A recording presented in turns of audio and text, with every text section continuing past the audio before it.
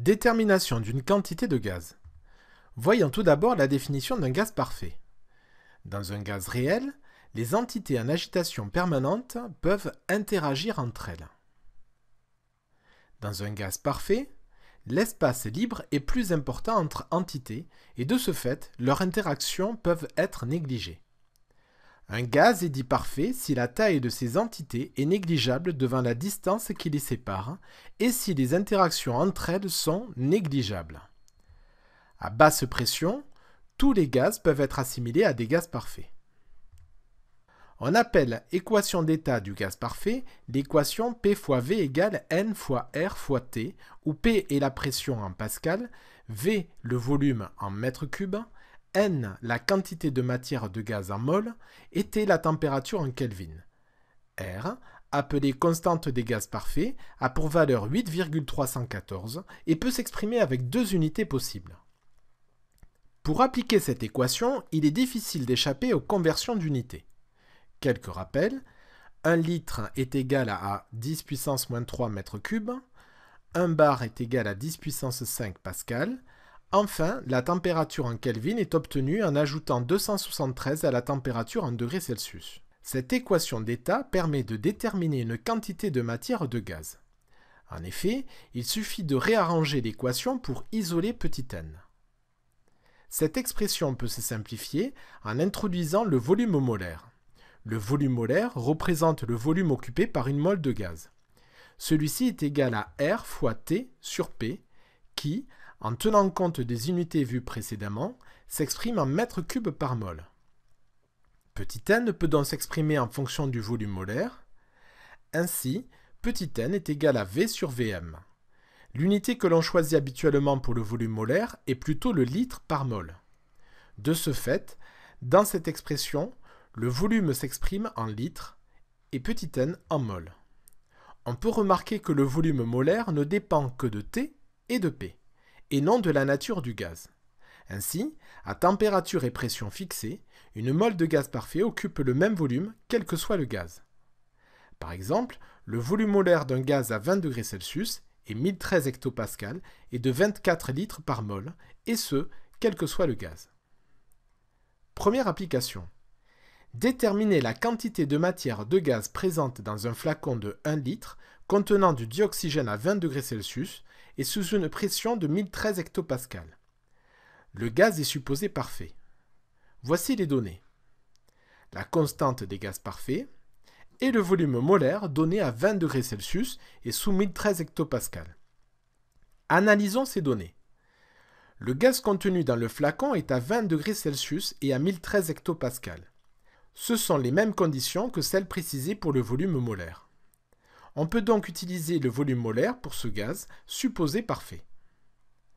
La quantité de matière se calcule aisément en utilisant le volume molaire, petit n égale V sur Vm, et après application numérique, on trouve une quantité de matière de gaz de 4,2 fois 10 puissance moins 2 mol contenue dans ce flacon. Deuxième application. Déterminer la quantité de matière de gaz présente dans un flacon de 1 litre contenant du dioxygène à 20 degrés Celsius et sous une pression de 790 hectopascal. Le gaz est supposé parfait. Analysons ces données.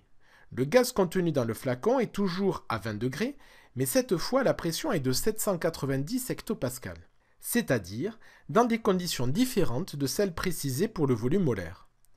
On ne peut donc pas utiliser le volume molaire pour effectuer ce calcul. Le gaz étant supposé parfait, pour déterminer la quantité de matière de gaz, on utilisera l'équation du gaz parfait. Il suffit d'isoler petit n et de convertir la température en Kelvin et le volume en mètres cubes. L'application numérique permet d'obtenir une quantité de matière de gaz de 3,2 fois 10 puissance moins 2 mol. À retenir, pour déterminer une équation de matière dans un gaz parfait, on peut soit utiliser l'équation d'état des gaz parfaits, P fois V égale N fois R fois T, avec les unités associées, et R, la constante des gaz parfaits, ou bien utiliser le volume molaire qui est égal à RT sur P. Ainsi, la quantité de gaz petit n est égale à V sur Vm, avec Vm usuellement donné en litres par mol. Notez bien que ces deux relations ne sont valables que pour des gaz parfaits. Réalisons un petit test de 3 questions. Mettez sur pause lorsque le symbole suivant s'affiche pour prendre le temps de répondre. Question 1. Choisir la bonne réponse. L'équation d'état des gaz parfaits s'écrit A.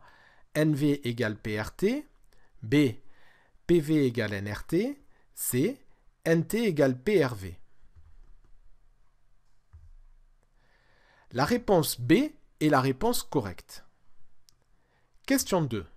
Choisir la ou les bonnes réponses.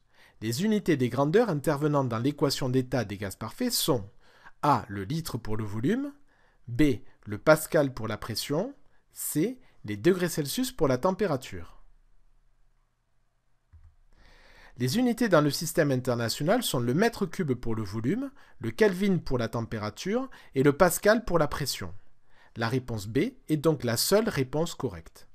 À noter que pour l'expression impliquant le volume molaire, le volume peut être exprimé en litres à condition d'avoir une cohérence entre les unités. Question 3. Choisir la bonne réponse. Sachant que le volume molaire des gaz est égal à 24 litres par mol, la quantité de matière de gaz contenue dans un volume de 4,8 litres de dioxygène gazeux supposé parfait est A. Petit n égale 0,10 mol, B. Petit n égale 0,20 mol, C. Petit n égale 5 mol. On sait que petit n est égal à V sur Vm pour un gaz parfait. L'application numérique donne 0,20 mol. La réponse B est donc la réponse correcte.